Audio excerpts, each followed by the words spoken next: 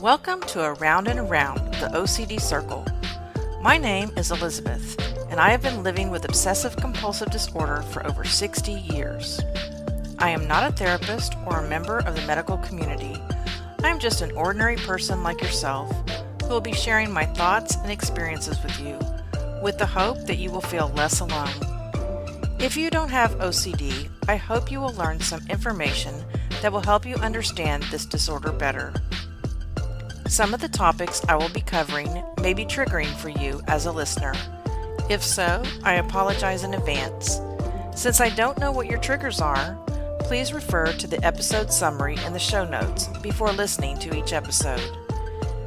If at any time you feel like hurting yourself or ending your life, please call the 988 Suicide and Crisis Lifeline by dialing 988 if you are in the United States.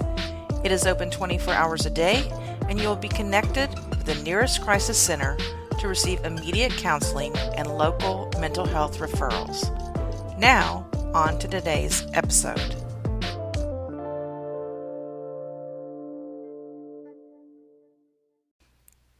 Welcome back, everyone, to my podcast, Around and Around the OCD Circle. I hope you're having a wonderful day, and I'm so glad that you've joined me again. I wanted to remind you that you can always email me at aroundandaroundtheocdcircle@gmail.com. You can ask me any questions. I will be glad to answer them on the air. Just understand that these episodes have been recorded way in advance, so it might be quite a few episodes before you hear the answer to your question. Also, if you'd like to be a guest on this podcast, you're more than welcome to join me. The only requirement is that you have been diagnosed and treated for OCD for at least 2 years. So let's go ahead and talk about today's topic, which is flexibility, making changes for your mental health. And we've talked about some of those already in past episodes about, when you have a ritual, if you change it up, throw a wrench into the ritual, do it in a different place or in a different way, that sometimes makes the ritual go away. Well, there's other things in your life that you may have to change from time to time. The only thing that's constant is change, and things don't improve if you don't make changes. Well, I'm feeling a little bit guilty, and OCD has a lot to do with that guilt. I mentioned something quite a few episodes back to you guys, and I wasn't lying to you at the time, I promise you. I had full intentions of doing this. And so I'm going to play you a snippet from that podcast episode right here. It's a safe space for me. This is the reason none of my family will ever receive a link to this podcast. It is private between you and me. I have shared a few snippets of my writings with a close friend, but she will never read or hear most of what I publish here. And that keeps me emotionally safe. All right, that's the episode that I want to talk about. What I said that this podcast is for you only, for your ears only. My friends and family members will never get a link to this channel, and I was sincere in that. I thought that would really greatly help my mental health by being able to be very raw with you and tell you some of my secret thoughts. A few weeks ago, I was talking to my wife about my podcast, and she said, "So, am I going to be able to listen to your podcast?" And I immediately replied, "No." I feel like I even kind of snapped at her. It was just a no-brainer. No, you cannot listen to it. And I was, really sorry I said it that way. And she said, "Well, why not?" And I said, "Well, because I'm afraid if you hear some of the things that I'm going to say, you're going to think differently of me, because there's a lot of things having to do with my OCD I haven't told her. Not necessarily because I was trying to be secretive, but I was trying to protect her from some things. She has a lot going on in her life right now. She has a lot of stress, and I didn't want to add to it. And like I've told you in the past, I have been suicidal. She didn't know that. I didn't want to worry her about that. And also, some of my obsessions, I was afraid that if I told her about them, especially the one that's current right now, that she would think it was a romantic obsession. And it's not. But whenever you hear the word obsession, what do you think of? Most people think of a romantic obsession, and I guess I just thought she would take it the wrong way. So we left it at that. No, you can't hear the podcast. And I could tell she was a little bit hurt. About a week later, I brought it up to her and I said, listen, I've been thinking a lot about it, and you're my wife. And if I can't be honest with you, who can I be honest with? I mean, of all people, I should be able to tell you anything, and you should be able to tell me anything.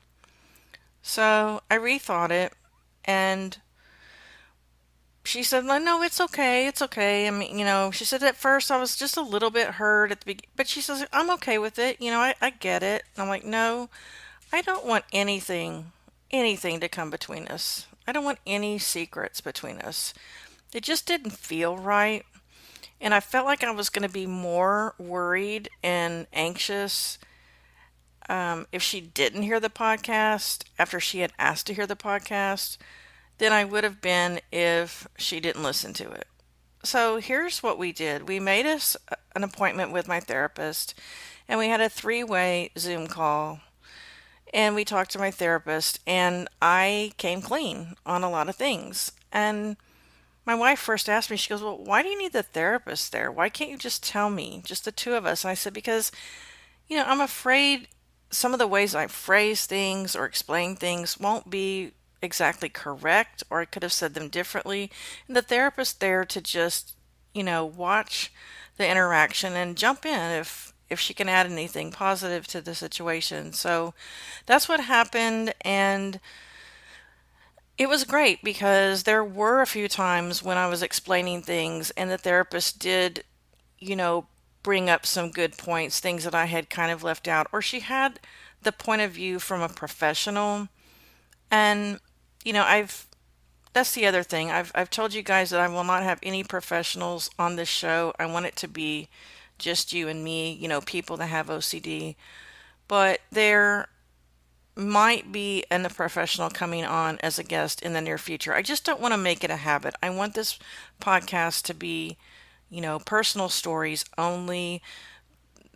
Just all this information from the medical community can be so confusing because different doctors, different counselors, they all have different ideas about what OCD is, how to treat it, things like that. So, but back to my original topic, I was really glad that my therapist was there because she really did explain things when I wasn't able to explain them. And so because of that, I've decided to go ahead and let my wife have the link to this podcast. I want to know what you guys think. Like, if you had a podcast, would you let your significant other or people close to you know the RSS feed? I really would like for you to let me know. Message me and let me know what you would do in this situation. I just felt like it would be more stressful now that we talked about it if she didn't listen. And she may listen to the first episode and say, I'm not interested, and not listen to anymore. But she has that opportunity. I'm happy to announce that Around and Around the OCD Circle podcast now has a Facebook page. A private, safe space where we can share our OCD experiences with others. Topics such as obsessions, intrusive thoughts, and rituals will be discussed by members who can relate to one another because we all have one thing in common: obsessive-compulsive disorder. You are not alone. Join us, won't you, on the Around and Around the OCD Circle Facebook page. The link is in the show notes. Hope to see you there.